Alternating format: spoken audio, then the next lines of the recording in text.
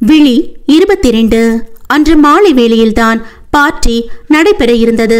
காலையில் இருந்து மாலை வரை அறையில் அடைந்து கிடக்க வேண்டாம் என்று அந்த ரிசார்ட்டை சுற்றியிருந்த இடங்களை ஒரு சுற்றி விட்டு வரலாம் என்று நினைத்து ஒரு காரை வரவழைத்திருந்தான் ஆதர்ஷ். அந்த காரில் தான் இருவரும் பயணித்துக் கொண்டிருந்தனர். அந்த ரிசார்ட்டை சுற்றியிருந்த இடங்கள் அனைத்தையும் முடிந்தவரை சுற்றி பார்த்தனர். சில இடங்களில் காரை ஒதுக்கிவிட்டு கைகோர்த்தபடி பேசிக்கொண்டு நடந்தனர். அவள் கேட்டதும் மட்டும் இல்லாது அவள் நினைத்ததையும் கூட அவளுக்காக வாங்கி குவித்தான் அவள் ஆசை கணவன். மதியம் போல் அங்கிருந்த சிறிய உணவு விடுதியில் இருவரும் அரட்டை அடித்தபடி உண்டு முடித்து மீண்டும் தங்கள் பயணத்தை தொடங்கினர். ஒருவர் அருகாமையை ஒருவர் உணர்ந்து உள்ளுக்குள் ரசித்து அந்த நேரத்தின் நிமிடங்கள் ஒவ்வொன்றையும் உள்ளத்துள் பொக்கிஷமாய் சேர்த்து வைத்தனர் இருவரும். ஒரு வழியாக அவர்களின் நகர்வலம் அழகாக முடிய நேரத்தோடு ரிசார்ட்டுக்கு வந்து பார்ட்டிக்கு தயாராகி வெளியே வந்தவர்கள் ஒருவரை ஒருவர் பார்த்து மயங்கி நின்றனர். கருப்பு நிற டிசைனர் சேலை அவளின் கோதுமை நிறத்திற்கும் அவள் உடலின் ஏற்ற இறக்கங்களுக்கும் ஏற்ற வகையில் அழகாக பொருந்தியிருந்தது. பின்னாமல் விரித்து விட்டிருந்த அவள் கூந்தல் காற்றில் மெதுவாக பறந்து அவள் கன்னத்தில் விளையாடி கொண்டிருக்க தேவதையாக தன் முன் வந்து நின்றவளை விட்டு பார்வையை நகர்த்த முடியாமல் ஆதர்ஷ் உறைந்து நின்றான். என்றால் பெண்ணவளோ கருப்பு நிற பேண்ட் சட்டையில் கம்பீரமாக நின்றவனை பார்த்து உருகி நின்றாள். அவர்களுக்கு மட்டும் சக்தி இருந்தால் ஒருவரை ஒருவர் பார்வையாலேயே விழுங்கிவிட்டிருப்பர் என்னும் அளவுக்கு ஒருவரை ஒருவர் ஆழ்ந்து பார்த்து கொண்டிருக்க அவர்களின் அந்த மோன நிலையை களைத்தது அந்த கைபேசியின் சத்தம். சட்டென கண்களை சிமிட்டி உணர்வுக்கு வந்த ஆதர்ஷ் தன்வியை பார்க்க அவளோ இன்னும் அவன் கணவனை கண்களால் கட்டி அணைத்தபடியே இருந்தாள். அவளின் ஆழ்ந்த பார்வையை பார்த்தவனுக்கு உள்ளுக்குள் கர்வமும் காதலும் சம அளவில் உண்டானது. உன்னோட காதல நீ வார்த்தையில சொல்ல தேவையே இல்லடி. இந்த கண்ணு ரெண்டுமே போதும். வார்த்தைகள் கூட எனக்கு புரியாம போகலாம். ஆனா உன் கண்ணுல தெரியும் இந்த காதல் என் உயிர் வரைக்கும் தொலைச்சிட்டு போகுதுடி.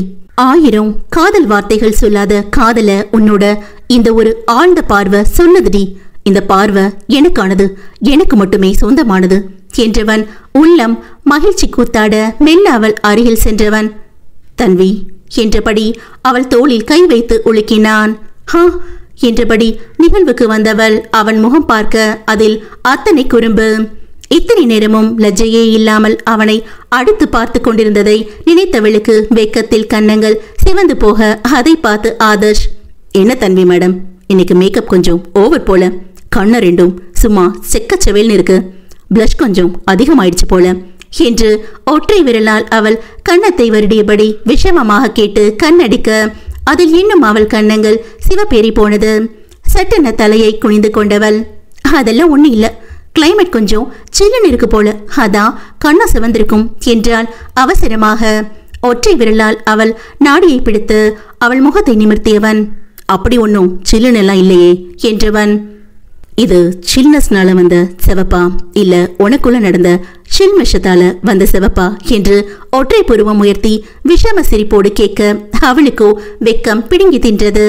ஐயோ, இவரு விடமாட்டார் போலையே, எனக்கு ஒரு மாதிரி வெக்கமா வருதே என்று மனதிற்குள் புலம்பியவள், கடவுளே என்னை காப்பாத்து என்று முணுமுழுக்க அது கடவுளுக்கும் கேட்டுவிட்டது போலும்.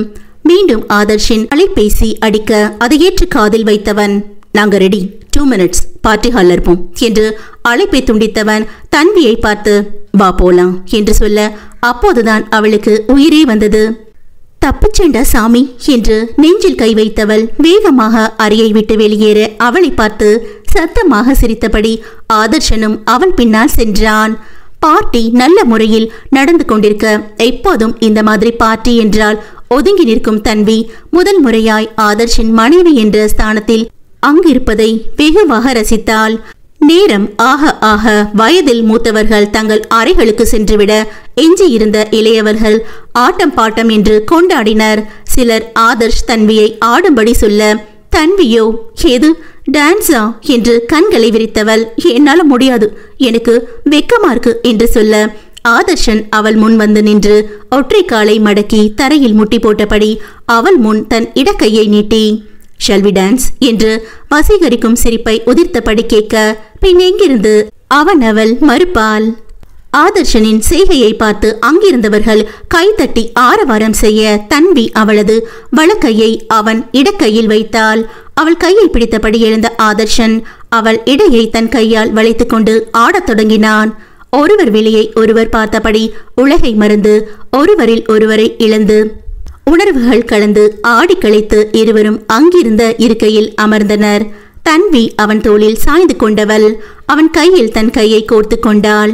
அந்த அழகிய நிமிடங்கள் அவர்கள் இருவர் நெஞ்சையும் சில்லென்று சிலிர்க்க வைத்த கணம். அந்த நிமிடத்தை அடித்து நொறுக்க தவறான நேரத்தில் சரியாக அடித்தது ஆதர்ஷனின் கைபேசி. அந்த சத்தத்தில் கடுப்பான Adarshan, "Who is this?" "Dog voice" என்று எரிச்சலாக கைபேசியின் திரையை பார்த்தவன் அடுத்த நொடி சட்டென திரும்பி தன்வியின் முகத்தை பார்க்க அவளும் அந்த திரையில் தெரிந்த பேரைத்தான் கலங்கிய விழிகளோடு பார்த்து கொண்டிருந்தாள். சட்டென ஆதர்ஷன் கையில் இருந்த தன் கையை வெடுக்கென உருவிக்கொண்டவள் முகத்தில் அதுவரை இருந்த மகிழ்ச்சி வெயிலில் வைத்த பனிக்கட்டியாக உரு தெரியாமல் தொலைந்திருக்க, நீங்க பேசுங்க, நான் போறேன் என்றவள் அங்கிருந்து நகர என்ன செய்வதென்று தெரியாமல் தவித்து நின்றான் ஆதர்ஷ். அழைப்பை ஏற்று காதில் வைத்து, "எஸ் அலன்" என்றவனின் பார்வை முழுவதும் அங்கிருந்து போகும் தன்னவள் மேலேயே இருக்க தன்வி கண்ணீர் வழியும் தன் கண்களை துடைத்தபடி சென்றவள் அங்கிருந்த டேபிள் மேல் இருந்த கண்ணாடி டம்ளரில் இருந்த திரவத்தை தண்ணீர் என்று நினைத்து மடமடவென குடிக்க அதை பார்த்த ஆதர்ஷனுக்கு மொத்த உடலும் பதறியது. "Alan, I'll call you later" என்று அழைப்பை துண்டித்தவன் வேகமாக தன்வியின் அருகில் வந்து அவள் கையில் இருந்த டம்ளரை பிடுங்குவதற்கு முன்னமே அவள் மொத்தத்தையும் குடித்து முடித்திருந்தாள். "அடியே, இதை ஏண்டி குடிச்ச?" என்று அவன் அடிக்குரலில் சீர அவன் கண்கள் சுருக்கி முறைத்த தன்வி, "ஏன் குடிச்சா என்னவா? தாகம் எடுத்தா தண்ணி குடிக்க கூட எனக்கு உரிமை இல்லையா?" என்று அவளும் பதிலுக்கு கத்த ஆதர்ஷ் தலையில் அடித்து கொண்டவன், "அடியே, நீ குடிச்சது தண்ணி இல்லடி, அது தண்ணி மாறி இருக்கிற சரக்கு" என்று சொல்லிக் கொண்டு இருக்கும் போதே தன்விக்கு கண்கள் சுழல ஆரம்பிக்க கால்கள் தடுமாற தொடங்கியது. "ஐயோ, என்ன இது? அதுக்குள்ள இவளுக்கு போதை ஏறிடுச்சு, சரக்கு ரொம்ப ஹெவி போலையே" என்று புலம்பியவன், "வாடி, ரூமுக்கு போகலாம்" என்று அவள் கையை பிடித்திருக்க அவன் கையை உதறியவள், "நான் வரமாட்டேன், போடா" என்றவளுக்கு நாக்கு பிரிண்டு வார்த்தைகள் குளறியது. "எது டேயா?" என்று அதிர்ந்தவன், "எல்லாம் நேரம்டி" என்று தலையில் அடித்துக்கொண்டு, "சொன்ன கேளு தன்வி, ஒழுங்க வாயை முடிக்கிட்டு வா. நீ மட்டும் தண்ணியை போட்டு இப்படி தகராறு பண்ற மேட்டர் தாத்தாக்கு தெரிஞ்சது 2 பேரும் அவ்வளோதான். யாரும் பார்க்குற முன்ன அமைதியா ரூமுக்கு போகணும், வாடி" என்றவன் அவளை அப்படியே அழுங்காமல் தூக்கி தோளில் போட்டுக்கொண்டு யார் கண்ணிலும் படாமல் அவர்கள் அறைக்கு வந்து சேர்வதற்குள் போதும் போதும் என்றாகிவிட்டது. தன்வியை அறைக்குள் தூக்கி வந்தவன் மெத்தையில் அவளை இறக்கிவிட அவளோ, "யாரு கேட்டுடா என்ன தூக்கிட்டு வந்த? இரு தாத்தா கிட்ட சொல்றேன், எங்க என் போனு?"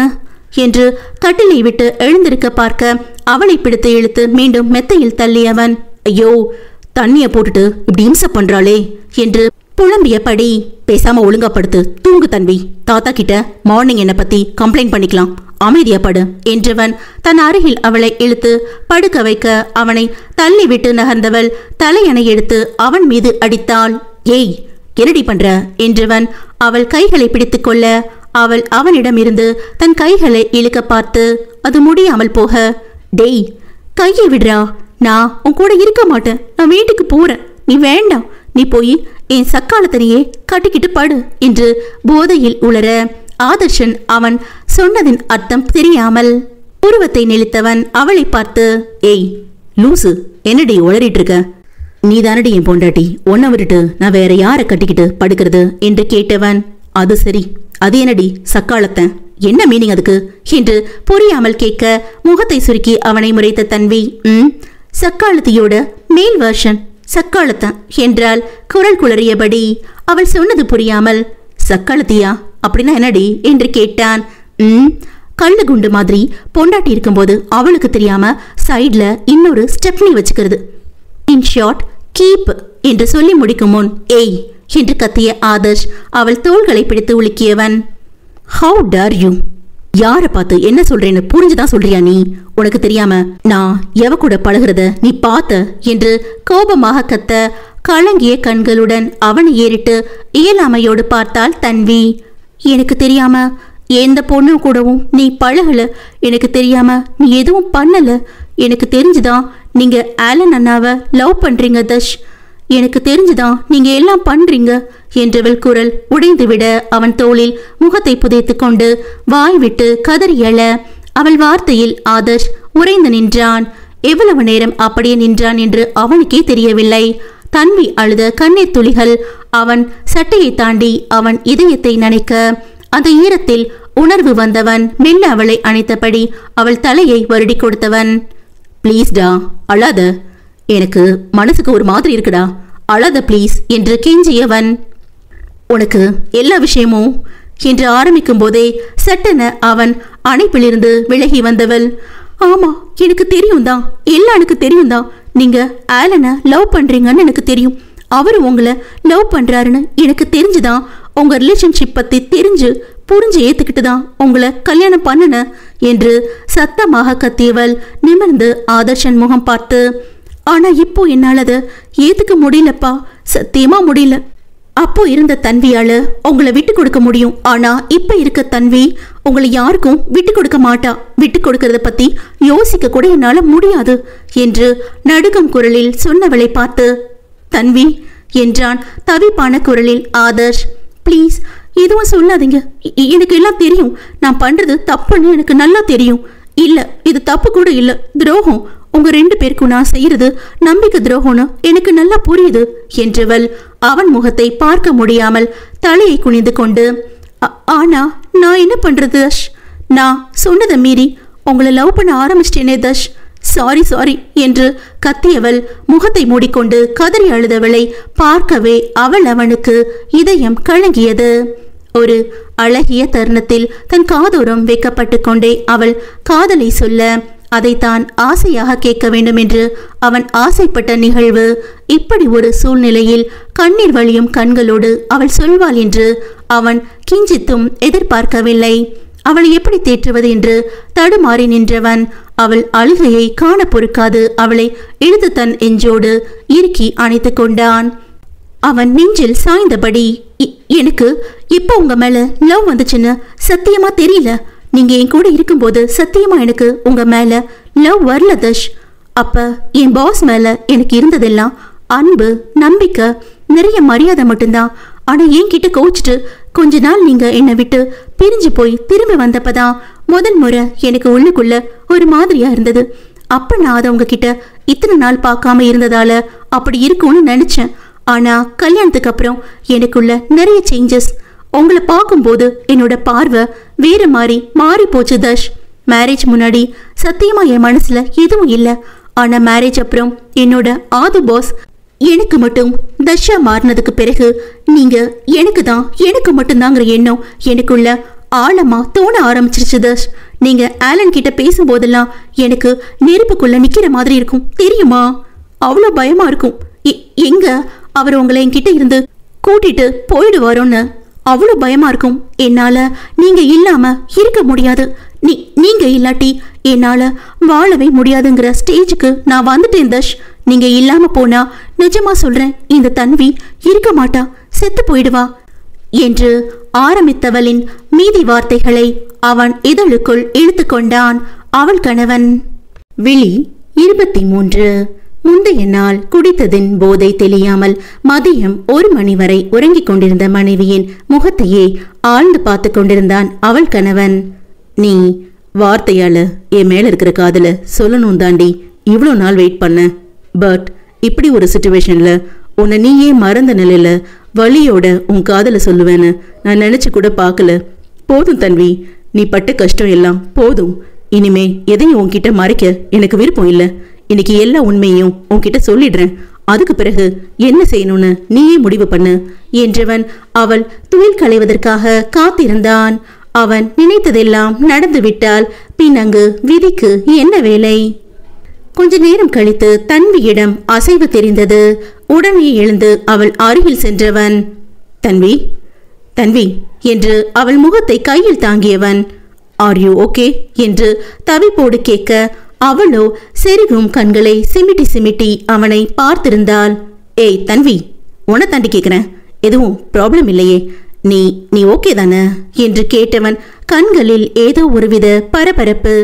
ஒற்றை கையால் தன் தலையை அழுத்தி பிடித்தபடி, நான் நல்லதா இருக்கேன் தஷ், ஆனா தலைதான் ரொம்ப வலிக்குது, ஏன்னு தெரியல என்று பாவமாக சொல்ல ஆதர்ஷ் அவளை பார்த்து முறைத்தவன், நைட்டு சரக்கடிச்சா மார்னிங் தலைவலி வராம எப்படி இருக்கும் என்று அதட்டலாக கேட்க அவனை அதிர்ந்து பார்த்தவள், இது சரக்கா நானா என்று அதிர, ஆமாடி நீயேதான், நைட்டு தண்ணி நினைச்சு சரக்கடிச்சிட்டு நீ போட்ட ஆட்டம் இருக்கே என்றவனுக்கு இரவு நடந்ததையெல்லாம் நினைவு வர மகிழ்ச்சியும் கவலையும் சேர்ந்தே வந்தது. ஐயோ நிஜமாவா சொல்றீங்க தஷ், எனக்கு எதுவும் ஞாபகம் இல்லையே என்றவள் நிமிர்ந்து அவன் முகத்தை பார்த்து, நான் எதுவும் தப்பா பேசி இல்ல தப்பா பிஹேவ் பண்ணேனா என்றவளுக்கு அவன் முகத்தை பார்க்கவே கூச்சமாக இருந்தது. அவளை புருவம் சுருக்கி பார்த்தவன், நைட் நடந்தது எதுவும் உனக்கு ஞாபகம் இல்லையா தன்வி என்று கேட்க அவளோ இல்லை என்று தலையாட்டினாள். கண்களை இறுக்கி மூடி ஆழ்ந்த மூச்செடுத்த ஆதர்ஷ் நேற்று நடந்ததை அவளிடம் சொல்லிவிட்டு அவனும் தன் மனதை அவளிடம் சொல்ல நினைத்த நேரம் அவன் அலைபேசி அதிர்ந்தது. அதில் தெரிந்த என்னை பார்த்து இழுத்து மூச்சு விட்டவன், 1 செகண்ட் தன்வி என்றவன் தன்வியை விட்டு கொஞ்சம் தள்ளி வந்து அழைப்பை ஏற்று, நானே கால் பண்ணணும்னு நினைச்சேன் என்று சொல்லி முடிக்கும் முன் அவன் காதில் விழுந்த செய்தியில் நிலை குலைந்து போனான் அந்த 6 அடி ஆண்மகன். அப்போ இதை பத்தி பேசதான் நேத்து கால் பண்ணியிருந்தானா என்று நினைத்தவன், நீ என்ன சொல்ற என்று கேட்டான். அவன் காதில் கேட்ட தகவலை நம்ப முடியாமல் தன் காதில் கேட்டது உண்மைதான் என்று உறுதியான அடுத்த நொடி இதுவரை அழுது பழகாத அவன் கண்களில் கண்ணீர் துளிகள். நான் உடனே தன்வியோடு அங்க வரேன் என்று இவன் சொல்ல அந்த பக்கம் என்ன சொல்லப்பட்டதோ, இந்த டைம்ல தான் அங்க உன் கூட இருக்கணும், வேணும்னா தன்வியை விட்டுட்டு நான் மட்டும் வரேன் என்று சொல்ல அந்த பக்கம் அழைப்பு துண்டிக்கப்பட்டது. அதிலிருந்தே இப்போது இவன் தன்வியை விட்டு அங்கு வரக்கூடாது என்ற கட்டளை இருக்க கைகளால் முகத்தை மூடிக்கொண்டவன் இதழுக்குள், ஒரு பிரச்சனையை முடிக்க நினைச்சேன், இப்ப அதை விட பெரிய பிரச்சனை முன்னாடி வந்து நிக்குது என்று முணுமுடுத்து கொண்டே திரும்பி பார்க்க தன்வி அவனையே பாவமாக பார்த்தபடி இருந்தாள். அந்த நேரம் அவன் அலைபேசிக்கு ஒரு குறுஞ்செய்தி வர அதை எடுத்து பார்த்தான். இப்போதைக்கு தன்வி கிட்ட எதையும் சொல்ல வேண்டாம் என்றிருக்க அதை படித்தவனுக்கு மூச்சடைத்தது. வாய் என்று இவன் கேட்க சொன்னதை செய் என்று பதில் வந்தது. வேறு வழி இல்லாமல் ஓகே என்று பதில் அனுப்பியவன் தன்னையே ஒரு குற்ற உணர்வோடு பார்த்து கொண்டிருக்கும் தன்வியின் கன்னத்தை அன்பாக வருடியவன், நீ எதுவும் தப்பா பேசல, தப்பா நடக்கவும் இல்லம்மா என்றவன் மனசாட்சியே, இங்கு நடந்த எல்லா தப்பும் என்னால் தான் நடந்தது தன்வி, ஆனா இப்ப எதையும் சொல்ற மனநிலையில நான் இல்ல, ஐம் சாரி, தெரிஞ்சே மறுபடியும் நான் உனக்கு துரோகம் பண்றேன் என்று உள்ளுக்குள் புழுங்கியவன். சீக்கிரம் போய் குளிச்சுட்டு வா, நாம கிளம்பணும் என்றவன் வேகமாக அந்த அறையை விட்டு வெளியேறிவிட தன்விக்கு தான் எதுவும் விளங்கவில்லை. ஒருவேளை அன்றே நடந்த அனைத்தையும் அவன் அவளிடம் சொல்லி இருந்தால் பின்னாளில் அது அவள் உயிருக்கு ஆபத்தை ஏற்படுத்தி இருக்காமல் இருந்திருக்கலாம். தலையை பிடித்துக்கொண்டு மெதுவாக குளிக்க எழுந்த தன்வி போர்வையை விலக்கிய போதுதான் அவளுக்கு தான் அவனுடைய மேல் சட்டையை மட்டுமே அணிந்து கொண்டிருந்தது புத்தியில் உரைத்தது. ஐயோ என் புடவை என்று போர்வை கொண்டு தன் உடலை மூடியபடியே தேட அங்கு ஒரு ஓரமாக தரையில் கேட்பாரற்று கிடந்தது அவள் புடவையும் மற்ற ஆடைகளும். வேகமாக சென்று அதை குனிந்து பார்த்தவளுக்கு முகம் சுருங்கி போனது. ஐயோ நைட்டு குடிச்சிட்டு இப்படி வாந்தி எடுத்து வச்சிருக்கேனோ, பாவம் அவர் எவ்வளவு கஷ்டப்பட்டாரோ, நைட் ரொம்ப டார்ச்சர் பண்ணிட்டோம் போல, எனக்கே நாத்தம் தாங்கல, அவர் எப்படி இதெல்லாம் கலட்டி போட்டாரோ என்று நினைத்தவளுக்கு அப்போதுதான் ஆதர்ஷ் அவள் ஆடைகளை கலட்டிவிட்டு அவன் சட்டையை போட்டு விட்டிருக்கிறான் என்ற உண்மை விளங்க அவள் கண்கள் வெளியே வந்து விடும் அளவுக்கு விரிந்து கொள்ள, ஐயோ போச்சு போச்சு எல்லாம் போச்சு, இனிமே இப்படி அவர் முகத்துல நான் நிமிர்ந்து பார்ப்பேன், கடவுளே என் மானம் கப்பல் ஏறிடுச்சே என்று புலம்பியபடியே அந்த புடவையையும் மாற்றுடையையும் எடுத்துக்கொண்டு குளியல் அறைக்குள் ஓடினாள் தன்வி. அவள் குளித்து வந்தவள் அவனை ஏறிட்டு பார்க்க தயங்கி நிற்க அது எதுவும் அவன் கருத்தில் பதியவில்லை. வா போலாம் என்று அவன் முன்னே செல்ல தன்வி குழப்பமாக அவனை பார்த்தபடியே அவன் பின்னான் சென்றாள். அனைவரிடமும் சொல்லிவிட்டு அடுத்த அரை மணி நேரத்தில் அங்கிருந்து கிளம்பிய இருவரும் மீண்டும் தங்கள் பயணத்தை தொடங்க இனி வரும் பாதை அவர்களுக்கு அவ்வளவு எளிதாக இருக்காது என்பது தெரியாமலேயே வீடு வந்து சேர்ந்தனர். வீட்டுக்கு வந்த உடனேயே வேலை இருப்பதாக சொல்லிவிட்டு சென்று விட்டான் ஆதர்ஷ். தன்வியும் தாத்தாவுடன் சிறிது நேரம் பேசிவிட்டு தன் அறைக்கு சென்று விட்டாள். அன்றைய நாட்களுக்கு பிறகு ஆதர்ஷ் வீட்டில் இருக்கும் நேரம் குறைந்தது. தன்வியுடன் பேசுவது வெகு அரிதாகி போனது. எப்போதும் எதையோ யோசித்தபடியே இருந்தான். முகத்தில் பழைய சிரிப்பும் சந்தோஷமும் இல்லை. தன்வி இதையெல்லாம் கவனித்துக் கொண்டுதான் இருந்தாள். ஒரு நாள் அவனிடமே, உங்களுக்கு எதுவும் ப்ராப்ளம் ஆதர்ஷ் என்று கேட்க அவளை பார்த்து வலுக்கட்டாயமாக சிரித்தவன், அப்படி எதுவும் இல்லை தன்வி, ஜஸ்ட் ஒர்க் டென்ஷன் என்றான். அவளும் அவனுடன் தான் பணியாற்றுகிறாள் என்பதை மறந்து அதிலிருந்தே அவன் காரணத்தை தன்னிடம் கூற விரும்பவில்லை என்பதை புரிந்து கொண்டவள் அதற்கு பிறகு அவனிடம் எதுவும் கேட்கவில்லை. ஆனால் பிரச்சனை பெரியது என்பதை மட்டும் புரிந்து கொண்டாள். அவளுக்கு அப்படி என்ன பிரச்சனை என்று யோசித்தவள் மனக்கண்ணில் ஆலன் வந்து நின்றான். அவருக்கு இந்த அளவுக்கு வாடி இருக்குனா கண்டிப்பா அது ஆலன் தான் காரணமா இருக்க முடியும் என்று யோசித்தவள், ஆமா இப்ப கொஞ்ச நாளா ஆலன் அண்ணா இவருக்கு கால் பண்றதே இல்லையே, இவரும் அவருக்கு கால் பண்ற மாதிரி தெரியலையே, ஒருவேளை 2 பேருக்கும் எதுவும் சண்டையா இருக்குமோ என்று அவன் மாற்றத்திற்கு சரியான காரணம் யூகித்தவளுக்கு மனம் அந்த காரணத்தில் கசந்துதான் போனது. கண் மூடி திறக்கும் முன் 1.5 மாதங்கள் ஓடியிருந்தது. ஆதர்ஷின் ஒதுக்கம் தன்வியை ரொம்பவே பாதித்தது. திருமணத்திற்கு பிறகு எப்போதும் அவனுடன் சேர்ந்தே சாப்பிட்டு பழகியவளுக்கு இப்போது தனியே சாப்பிட பிடிக்காமல் பாதி நாட்கள் பட்டினியாக கிடந்தாள். இரவில் அவன் கையணைப்பில் உறங்கும் பழக்கத்தை அவளுக்கு ஏற்படுத்தியவன் இப்போதெல்லாம் அவள் பக்கமே திரும்பாமல் தள்ளி படுத்துக் கொள்ள அவளுக்கு தூக்கமே கனவாகி போனது. சரியாக உண்ணாமல் உறங்காமல் இருந்தவளுக்கு தன்னுடலே பாரமாகி போக உடல் சோர்வோடு ஆதர்ஷனின் விலகலும் சேர்ந்து வெகுவாக தாக்க ஓய்ந்துதான் போனாள் பெண்ணவள். அன்று காலையில் சாப்பிட அமர்ந்தவள் ஆதர்ஷனை அழைக்க, எனக்கு முக்கியமான வேலை இருக்கு, நான் வெளியே சாப்பிட்டுக்கிறேன் என்றவன் அவசர அவசரமாக செல்ல போக, நீங்க என்ன நினைக்கிறீங்கன்னு எனக்கு புரியுது தர்ஷ், உங்களுக்கு ஆலன் அண்ணாவை விட்டுட்டு இருக்க முடியல, அதனால திரும்ப யுஎஸ் போலான்னு நினைக்கிறீங்க, அதை என்கிட்ட சொல்ல முடியாம தான் நீங்க என்னை விட்டு விலகி போறீங்க என்றவள் கண்ணீர் நிறைந்த கண்களோடு அவனை பார்த்து, இதெல்லாம் நடக்கும்னு தெரிஞ்சுதான் நான் உங்களை மேரேஜ் பண்ணேன். ஸோ எனக்கு உங்க மேல எந்த உரிமையும் இல்லை, நீங்க என்ன நினைக்கிறீங்களோ அதை செய்யுங்க என்றவளின் வார்த்தைகளுக்கு ஆதர்ஷன் எந்த பதிலும் கூறவில்லை. என்றாலும் அவள் முகத்தையே ஒரு அழுத்தத்தோடு பார்த்து கொண்டிருந்தான். உன்னால என்னை விட்டு கொடுக்க முடியுமா தன்வி? வேற ஒரு ஆள் கூட என்னை சேர்த்து உன்னால பார்க்க முடியுமா என்று அடங்கிய கோபத்துடன் கேட்க, இதுல நான் விட்டு கொடுக்க என்ன இருக்கு தர்ஷ், இதுல எனக்கு தான் எந்த உரிமையும் இல்லையே, அப்புறம் நான் என்ன செய்ய முடியும் என்றவளுக்கு வார்த்தைகள் தொண்டைக்குள்ளேயே சிக்கிக்கொண்டது. மெல்ல அவள் அருகில் வந்த ஆதர்ஷ் குனிந்திருந்த அவள் தாடையை பிடித்து உயர்த்தி தன் முகத்துக்கு நேரே கொண்டு வந்தவன், உன்னால உன் ஆது பாச வேற ஆள் கூட பார்க்க முடியும், ஓகே என்று அவள் நெஞ்சில் கை வைத்தவன், இங்க உன் மனசுல இருக்கிற உன்னோட தர்ஷ உன்னால விட்டு கொடுக்க முடியுமா, இல்ல வேற ஆள் கூட சேர்த்து வச்சு பார்க்க முடியுமா என்று ஆத்திரத்தை அடக்கி கொண்டு கேட்க, விழுக்கென்று நிமிர்ந்து அவன் முகத்தை பார்த்தவள் கண்களில் அவள் கட்டுப்பாட்டையும் மீறி கண்ணீர் வழிய அவனை தள்ளிவிட்டவள் வேகமாக அவள் அறைக்குள் சென்று கதவடைத்துக் கொண்டாள். மூடிய கதவையை பார்த்து கொண்டிருந்த ஆதர்ஷனின் கண்களும் கலங்கி போயிருக்க, இது எல்லாத்துக்கும் இன்னைக்கு ஒரு முடிவு கட்டுறேன் என்றவனுக்கு தெரியவில்லை.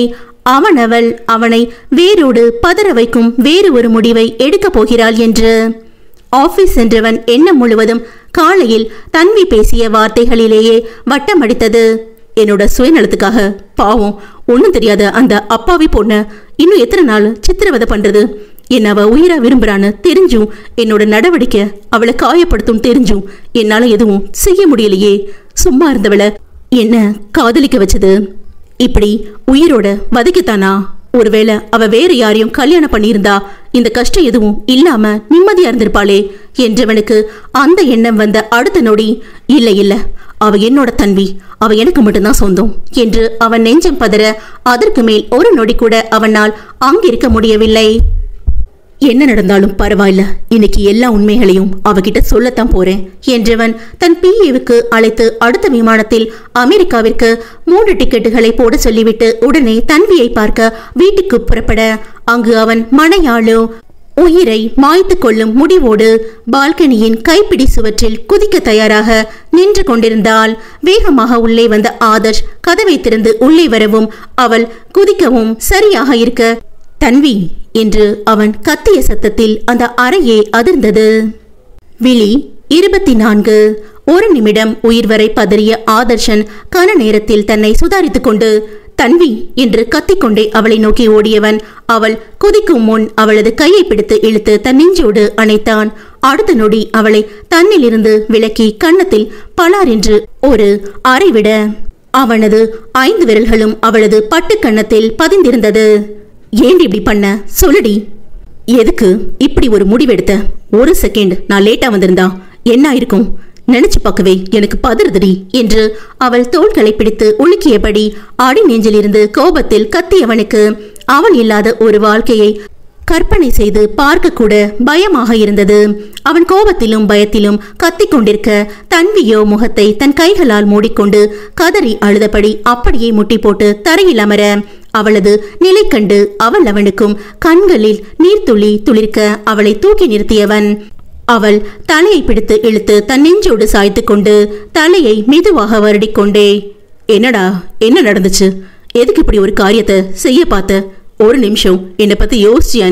நீ இல்லாம போனா நான் என்ன ஆவேன்னு ஒரு செகண்ட் கூட நீ யோசிக்கவே இல்லையாடி என்றவனின் குரல் கரகரக்க தன் 2 கரங்களால் அவன் இடுப்பை சுற்றி கட்டி கொண்டவள், எனக்கு தெரியாது தஷ், சத்தியமா என்ன நடந்ததுன்னு எனக்கு தெரியாது, யாருன்னு எனக்கு நிஜமா தெரியாது தஷ் என்றவள் தேம்பி தேம்பி அழ ஆதர்ஷனுக்கு தலையும் புரியவில்லை வாளும் புரியவில்லை.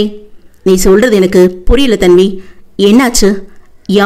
யாருன்னு தெரியல என்று கேட்க மேலும் அவனை தன்னோடு இறுக்கிக் கொண்டவள், நான் உங்களுக்கு துரோகம் பண்ணிட்டேன் தஷ், எனக்கே தெரியாம தப்பு நடந்திருக்கு, நான் உங்களுக்கு துரோகம் பண்ணிட்டேன் என்று மீண்டும் மீண்டும் அதையே சொன்னவள்.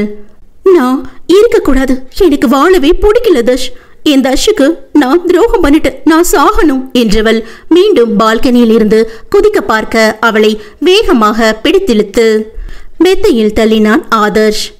ஏய் லூசு, முதல்ல என்ன நடந்துச்சுன்னு சொல்லி தொலைடி. எதையும் சொல்லாம இப்படி சாக போறேன்னு சொன்னா நான் என்னடி பண்றது? சொல்லுடி, என்னாச்சு என்று கோபத்தின் உச்சத்தில் அவன் வார்த்தைகள் அனலாக வந்து விழ அவனது முகத்தை நிமிர்ந்து பார்க்க முடியாது தலை குனிந்திருந்த தன்வி தயங்கி டாக்டர் ஆண்டி வந்தாங்க, அவங்க நான் பிரெக்னண்டா இருக்கேன்னு சொல்லிட்டாங்க என்றவள் சொல்ல வந்ததை முழுதாக சொல்ல முடியாது வாயை மூடிக்கொண்டு கதற ஆதர்ஷனுக்கு அவள் என்ன சொன்னாள் என்று கிரகிக்கவே சில நொடிகள் எடுத்தது. அப்போதுதான் அவன் வீட்டிற்குள் நுழையும் போது அவர்கள் குடும்ப டாக்டரின் கார் வீட்டிலிருந்து வெளியேறியது அவனுக்கு நினைவு வந்தது. உடனே அவன் முன் மண்டியிட்டு அமர்ந்து கண்கள் மின்ன அவளது முகத்தையே பார்த்தவன், நீ உண்மையாவா சொல்ற தன்வி? அப்ப நீ பிரெக்னண்டா இருக்கியா என்று ஆர்வமாக கேட்க அவள் இருந்த நிலையில் அவனின் ஆர்வமும் ஆசையும் அவள் கருத்தில் பதியாமல் போக ஆமாம் என்று தலையாட்டியவள், சத்தியமா சொல்றேன் தஷ், இது எப்படின்னா எனக்கே தெரியல, நான் மனசால உங்களுக்கு எந்த துரோகமும் பண்ணல தஷ், இந்த மனசும் உடம்பும் உங்க ஒருத்தருக்கு மட்டும்தான் சொந்தம், ஆனா எனக்கே தெரியாம என்றவள் மீண்டும் கதற அப்போதுதான் அவள் சொன்னதின் அர்த்தமே ஆதர்ஷனுக்கு புரிந்தது. ஷிட் என்று தலையில் எடுத்துக் கொண்டவன், அன்னைக்கே எல்லா உண்மைகளையும் சொல்லியிருக்கணும், நான் தப்பு பண்ணிட்டேன், இப்போ உன் உயிருக்கே ஆபத்து வந்துருச்சு என்று முணுமுடுத்தவன் திரும்பி தன்வியை பார்க்க அவள் இன்னமும் அழுது கொண்டிருந்தாள்.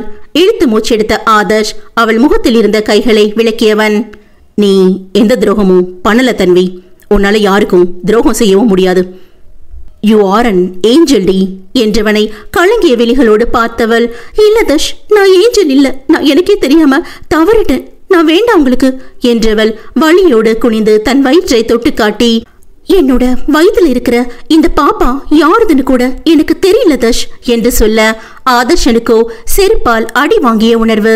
மெல்ல தன் கரத்தை எடுத்து அவள் வயிற்றின் மேல் இருந்த கரத்தின் மீது வைத்து அழுத்தியவன் கலங்கிய குரலில், இது நம்ம குழந்தை தன்வி, ஏன் குழந்தை, நம்ம 2 பேர் காதலுக்கும் கிடைச்ச கிஃப்ட் இது என்று உடைந்த குரலில் சொல்ல தன்வி சட்டென அவனை ஏறிட்டு பார்த்தவள் கண்களில் அவன் சொன்னதை கொஞ்சமும் நம்பவில்லை என்பது அப்பட்டமாக அவனுக்கு தெரிந்தது. நீங்க பொய் சொல்றீங்கன்னு எனக்கு தெரியும். நான் சாகக்கூடாதுன்னு நீங்க பொய் சொல்றீங்க என்றவளுக்கு என்ன சொல்லி தன்னை புரிய வைப்பது என்று தவித்தான் அவள் கணவன். இல்லடி, நான் பொய் சொல்லல, இது நம்ம குழந்தைடி, ஏன் குழந்தை என்று பாவமாக சொல்ல அவள் மறுப்பாக தலையாட்ட, என்ன நம்படி, நம்ம பீச் ரெசார்ட்டுக்கு போயிருந்த அன்னைக்கு நீ நைட்டு தண்ணி போட்டுட்டு கலாட்டா பண்ண ஞாபகம் இருக்கா? அன்னைக்கு தான் நமக்குள்ள என்று தயங்கியவன், அன்னைக்கு நான் கண்ட்ரோல்ல தாண்டி இருந்தேன். நீ உனக்கு என் மேல இருக்கிற காதல சொன்ன அப்புறம் எனக்கு அப்படியே வானத்துல பறக்கிற மாதிரி இருந்துச்சு. அப்படியே உன்னை கட்டி பிடிச்சு நீ போதும் போதுன்னு சொல்றவர என் காதல என்னோட முத்தத்தால உனக்கு சொல்லணும்னு காத்து கூட நுழையாதபடி அப்படியே உன்னை இருக்க கட்டி பிடிச்சுக்கணும், இன்னும் என்னென்னவோ பண்ணணும்னு என்னோட ஒவ்வொரு நரம்பும் துடிச்சது தெரியுமா? ஆனா போதையில இருக்கிற உன்கிட்ட அத்துமீறக்கூடாதுன்னு என்னை ரொம்ப கண்ட்ரோல் பண்ணிக்கிட்டேன் என்றவன் நிமிர்ந்து அவளை ரசனையாக பார்த்தவன். ஆனா நீ விட்டாதானே நான் செய்ய நினைச்சது எல்லாத்தையும் நீயே செஞ்சுட்ட. ஒரு ஸ்டேஜுக்கு மேல என்னால என்னோட ஃபீலிங்ஸை கண்ட்ரோல் பண்ண முடியாம என்று தலை குனிந்தவன். மார்னிங் நீ முடிச்சதும் எல்லாத்தையும் உன்கிட்ட சொல்லிட்டு மன்னிப்பு கேட்க தான் நினைச்சேன். அப்பதான் நீ பேசினதை வச்சு முந்தின நாள் நடந்த எதுவும் உனக்கு நினைவில்லைன்னு எனக்கு புரிஞ்சது. அது தெரிஞ்ச செகண்ட் எனக்கு ரொம்ப கில்ட்டி ஆயிடுச்சு. சரின்னு நடந்ததை சொல்ல வந்த நேரம் என்றவன் கண்களை அழுத்தி மூடி திறந்து, என்னை நம்படி, நான் அன்னைக்கே நடந்ததை சொல்லியிருக்கணும், சொல்லாதது என்னோட தப்புதான் என்றவன் அவள் வயிற்றில் கை வைத்து, இது ஏன் குழந்தை தன்வி என்று கலங்கிய குரலில் சொல்ல தன்வியின் முகத்தில் குழப்பம். அன்று நடந்தது அவளுக்கு நினைவில்லாமல் போனாலும் அன்றைய நாள் காலை அவள் உடல் வெகு சோர்வாக ஏதோ போல் இருந்ததை அவள் உணர்ந்துதான் இருந்தாள். ஆனால் அப்போது அது குடித்ததால் ஏற்பட்ட அசதி என்று நினைத்தவளுக்கு இப்போதுதான் அதற்கான காரணம் புரிந்தாலும் அதை நம்பத்தான் அவளால் முடியவில்லை. நீங்க உண்மையதான் சொல்றீங்களா என்று கேட்டால் அவன் ஆமாம் என்று தலையாட்ட அவளோ, ஆனா இது எப்படி நடக்கும், நீங்க உங்களால தான் அது முடியாதுல்ல என்று தயங்கி தயங்கி சொல்ல, முதலில் அவள் சொன்னதன் அர்த்தம் புரியாமல் விழித்த ஆதர்ஷனுக்கு சில நொடிகள் கழித்தே அவள் சொன்னதன் பொருள் விளங்க, ஏய் என்று கர்ஜித்தான் ஆதர்ஷ். அவனது குரலில் மாற்றத்தின் பயந்து அதிர்ந்தவள், நான் உண்மையை தானே சொன்னேன், உங்களுக்கு என் மேல ஃபீலிங்ஸ் வர சான்ஸே இல்லையே, உங்களுக்கு ஆலனை தானே பிடிக்கும் என்றவளுக்கு அவள் நினைப்பதை முழுமையாக சொல்லும் தைரியம் இல்லை. ஸ்டாப் இட் தன்வி, இன்னொரு முறை அந்த மாதிரி சொல்லாத, நான் தான் சொல்றேன்ல இது நம்ம குழந்தை அவ்வளவுதான் என்று மீண்டும் கர்ஜித்தான். இல்ல நீங்க பொய் சொல்றீங்க, நான் நம்ப மாட்டேன் என்றவளை அழுத்தமாக பார்த்தவன், ப்ரூவ் பண்ணா நம்புவியா என்று கேட்க அவளோ, என்ன டிஎன்ஏ டெஸ்ட் எடுக்க போறீங்களா என்று கோபமாக கேட்டாள். அவன் மெதுவாக இல்லை என்று இடவளமாக தலையாட்டி, அதை விட பெஸ்ட் வே ஒன்று இருக்குடி என்றவன் அவள் சுதாரிக்கும் முன் அவளை இழுத்து அணைத்து அவள் இதழ்களை சிறை செய்தவன் அவளை முழுதாக ஆட்கொள்ள தொடங்கியிருந்தான். முதலில் அவனின் திடீர் தாக்குதலில் பதறியவள் கொஞ்சம் கொஞ்சமாக அவனிடம் விரும்பியே தஞ்சம் புகழ்ந்தாள். அன்று போதையில் அவனுடன் கலந்தவள் இன்று சுய உணர்வோடு முழு மனதோடு தன்னவனிடம் தன்னை முழுமையாக ஒப்படைத்தாள். என்னதான் அவள் சொன்னதில் கோபம் கொண்டு அவளுக்கு தன்னை நிரூபிக்க நினைத்து அவன் அவளை ஆட்கொள்ள தொடங்கி இருந்தாலும் முதல் முறை இருந்த வேகம் இப்போது அவனிடம் சுத்தமாக இல்லை. கருவறையில் தன் உயிரை சுமப்பவளை தேனி பூவிலிருந்து தேனை எடுப்பது போல் மென்மையாக கையாண்டான் அந்த காதல் கல்வன். என்னதான் அவன் மென்மையை கையாள நினைத்தாலும் தன்னவளின் ஸ்பரிசத்தில் தன்னிலை இழந்தவன் காதலை தாண்டி காமத்தில் அடி எடுத்து வைக்க எங்கு தன்னுள் இருக்கும் தன்னவன் உயிருக்கு வலித்து விடுமோ என்று அவள் தாயுள்ளம் தவிக்க, தஷ் பாப்பா என்றால் தவிப்போடு அவளை இன்னும் தன்னோடு சேர்த்து இறுக்கிக் கொண்டவன். குழந்தைக்கு ஒன்று ஆகாதடி என்று அவள் காதில் கிசுகிசுத்தவன் அவளுக்கு முழுதாக தன் ஆண்மையின் வீரத்தை தெரிய வைத்த பிறகே அவளை விட்டு விலகி படுத்தான். அந்த அறை முழுவதும் அவர்கள் இருவரின் மூச்சுக்காற்றின் சத்தமே நிறைந்திருந்தது. அவளின் ஆடைகள் அனைத்தும் மூளைக்கு ஒன்றாக சிதறி கிடக்க போர்வையை கொண்டு தன் தேகத்தை மூடியிருந்தவள் கண்கள் இரண்டும் வீட்டத்தை வெறித்தபடியே இருந்தது. மெல்ல பக்கவாட்டில் திரும்பி கையில் தலையை ஊன்றியபடி அவளை ரசித்தபடி இருந்த ஆதர்ஷ், என்னடி பொண்டாட்டி, இப்ப நம்புறியா? என்னால முடியுமா முடியாதான்னு இப்ப சொல்லுடி, இது என்னோட குழந்தைதான்னு ஒத்துக்கிறியா என்று குறும்பாக கேட்க மெல்ல கண்களை சிமிட்டியபடியே தன்னை ரசிக்கும் அந்த இரு கருவிலிகளையும் ஆழ்ந்து பார்த்தவள், என்கிட்ட ஏதாவது சொல்லணும் ஆதர்ஷ் என்று கேட்க ஆதர்ஷ் முகத்தில் இருந்த குறும்பு சுவிட்ச் போட்டது போல் மறைந்து போனது.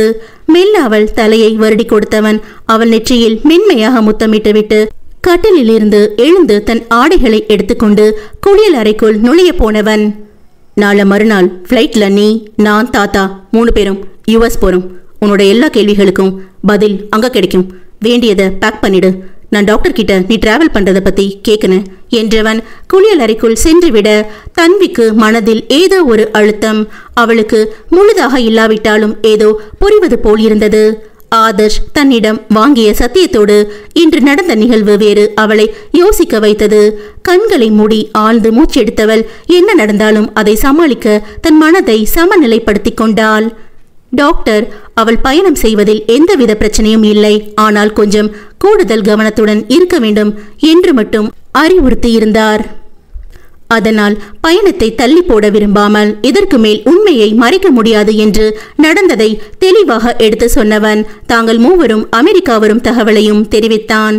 இனி தன் வாழ்க்கை தன்னவளின் முடிவில்தான் என்ற எண்ணத்துடன் தன்வி தாத்தாவுடன் தன் எதிர்காலத்தை நிர்ணயிக்கும் பாதையை நோக்கி புறப்பட்டான் ஆதர்ஷ்.